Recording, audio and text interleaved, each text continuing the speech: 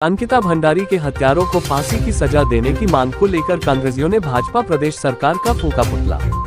काशीपुर। अंकिता भंडारी के हत्यारों को फांसी की सजा देने की मांग को लेकर कांग्रेस कार्यकर्ताओं ने एमपी चौक पर भाजपा प्रदेश सरकार का पुतला दहन कर नारेबाजी की।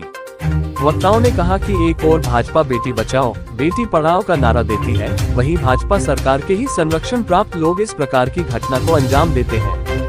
कांग्रेस महानगर कार्यकारी अध्यक्ष मुशर्रफ हुसैन के नेतृत्व में कार्यकर्ताओं ने एमपी चौक पर प्रदेश भाजपा सरकार का पुतला फूंका। इस दौरान वक्ताओं ने कहा कि प्रदेश में कानून व्यवस्था पूरी तरह ध्वस्त हो चुकी है। बेटी बचाओ बेटी पढ़ाओ को नारा देने वाली भाजपा सरकार में महिलाओं पर अत्याचार की घटनाएं लगातार बढ़ती जा रही है। आरोप लगाया कि भाजपा सरकार में अपराधियों को संरक्षण दिया जा रहा है।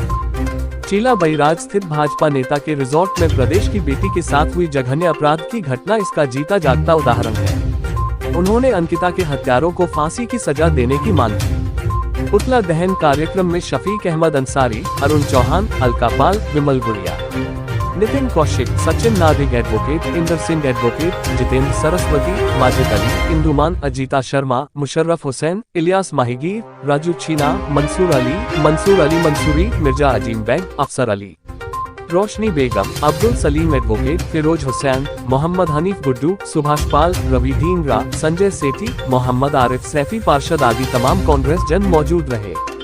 काशीपुर से जुगनू खान की रिपोर्ट। अंकिता हत्याकांड एक बार फिर उत्तराखंड की पावन भूमि को शर्मसार करने वाली घोर निंदनीय घटना है। जिस तरह गढ़वाल की भूमि पर एक बच्ची का जिस तरीके से हत्याकांड हुआ है और उसको प्रशासन के द्वारा भी घोर लापरवाही इसमें की गई है। पीड़िता के परिवार वालों को दर दर भटका करके कई दिनों तक उसकी एफआईआर दर्ज नहीं की जाती है और इस संबंध में उनके परिवार वाले अत्यंत दुखी होकर लगातार इस बात की मांग कर रहे थे कि एफआईआर दर्ज हो और दोषियों पर तुरंत कार्रवाई होनी चाहिए।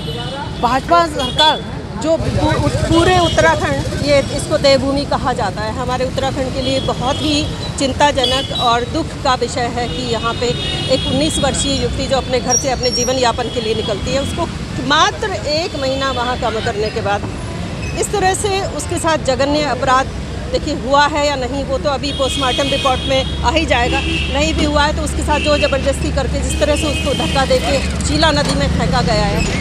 एक लड़की जहां नारा दिया जाता है कि बेटी बचाओ और बेटी पढ़ाओ, मैं पूछना चाहती हूं कि पिछले 7-8 साल में जब से केंद्र सरकार में बीजेपी की गवर्नमेंट है, लगातार महिलाओं के अपराधों का ग्राफ हम देखें तो बढ़ता जा रहा है। दूसरी बात एक और मैं ये कहना चाहूँगी, ये मामला तो हमारे उत्तराखंड का है लेकिन लगातार यूपी में भी हम ऐसा देख रहे हैं। जो महिला सशक्तिकरण मंत्री हैं जो केंद्र में बैठी हुई हैं, हमने सभी देखते हैं कि वो बाहर निकलकर ऐसे संवेदनशील विषय पे कोई उनकी आवाज़ नहीं आती। मैं जानना चाहती हूँ कि क्यों महिला सशक्तिकरण की आवाज़ आज बंद है। जो मात्र 400 रुपये के सिलेंडर को यहाँ उत्तराखंड में घूम रही थी, आज एक युवती की हत्या हो जाती है, उसको नदी में फेंक दिया जाता है, उसके बावजूद भी निकल के कहा नहीं जाता है। हालांकि मैं ये भी कहना चाहूँगी कि मुख्यमंत्री ने, पता चला है सुबह की न्यूज़ में कि उनका रिसोर्ट जो है वहाँ पे बुलडोजर चलवा दिया गया है।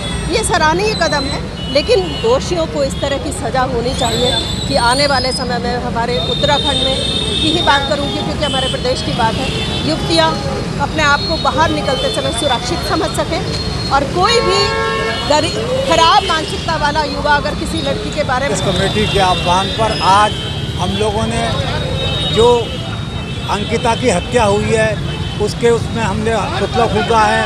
उत्तराखंड के अंदर भाजपा सरकार और भाजपा के शासनकाल में लगातार महिलाओं का शोषण हो रहा है, उनकी हत्याएं हो रही हैं, जघन्य अपराध हो रहे हैं।